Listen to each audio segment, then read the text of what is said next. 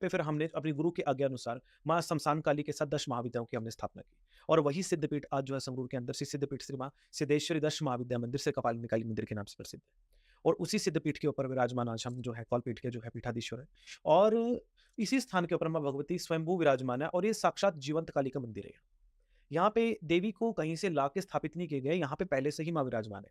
अच्छा। दक्षिण काली मंदिर जो है उनसे भी पहले से माँ यहाँ स्थापित थी। हुँ, लेकिन ये था कि इसको खोजने की आवश्यकता खोजने थी, की जो कि आवश्यकता। कालांतर में इतिहास के पन्नों में जो है कहीं छुप गया था ये। समय हुँ, अनुसार जब उसकी खोज की गई, तब इससे जो है दिव्य स्वरूप का जो है उस स्थान से प्रकट होना और माँ के उसी स्वरूप को जो है मंदिर के अंदर प्राण प्रतिष्ठित रूप में बंद करना। मंदिर में गुफा है एक, जिसको हमेशा बंद रखा जाता है। लोगों को उस दिव्य स्वरूप के दर्शन नहीं करवाए जाते। हुँ, वो बंद रखा जाता है, क्योंकि उसके अंदर उस उसमें तो ब्रह्म प्राणत्व ये उसके अंदर विराजमान है ना।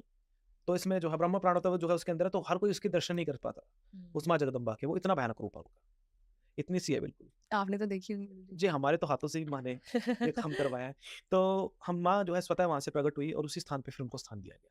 तो मंदिर में 10 महाविद्याओं की स्थापना से पूर्व सर्वप्रथम माँ शमशान काली जी की यहाँ स्थापना की गई और माँ की आज्ञा अनुसार, गुरु की आज्ञा अनुसार इस मंदिर पे एक-एक करके माँ की 10 महाविद्याओं को स्थापित किया गया। भारत का मात्र एक जीवंत काली मंदिर है, जहाँ खुद स्थापना माँ भगवती ने स्वतः अपने हाथों से करवाई है और इसीलिए ये सिद्धपीठ है और इसका तांत्रिक महत्व ज़्यादा है, क्योंकि इसको इस मंदिर के अंदर जो पूजा पद्धति का जो भाग है, हुँ, वो वामाचार पद्धति है इस मंदिर की और वीरासनी पूजा इस मंदिर में होती है।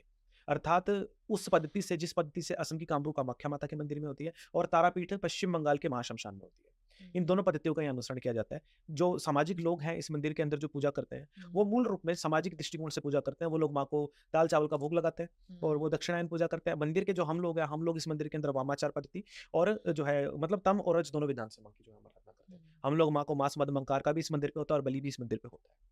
जो असल में जो तांत्रिक पद्धति से पूजा होता है, सामाजिक लोग इसको मीठे का भोग भी देते हैं। तो दोनों तीनों प्रकार से माँ की आराधना इस मंदिर में की जाती है, जो कि माँ की पद्धति अनुसार सही भी है। गुरुजी कहते हैं कि शिव जी सबसे बड़े योगी हैं, सबसे बड़े मतलब तंत्र विद्या उनके मुख से निकली थी। तो क्या तंत्र विद्या का स्टार्ट शिव जी से ही हुआ था? शक्ति के बिना तो शिव भी शव है, अगर शक्ति नहीं तो शिव क्या है? शव है।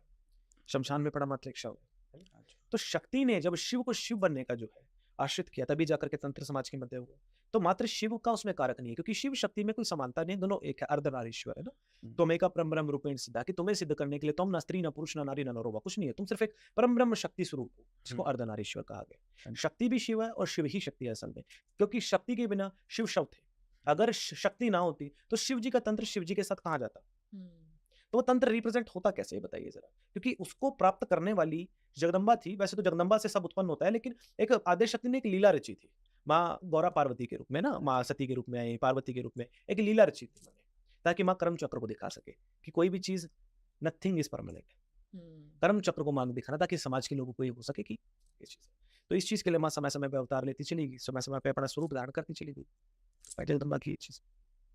तो इसलिए शक्ति के बिना शिव की उपासना व्यर्थ है और शिव के बिना शक्ति कुछ भी नहीं है। तो दोनों का एक ही रूप है। जब शक्ति के मुख से हुआ, तो माँ भगवती ने उसको कंज्यूम की दुनिया में फैलाया, सिंपल।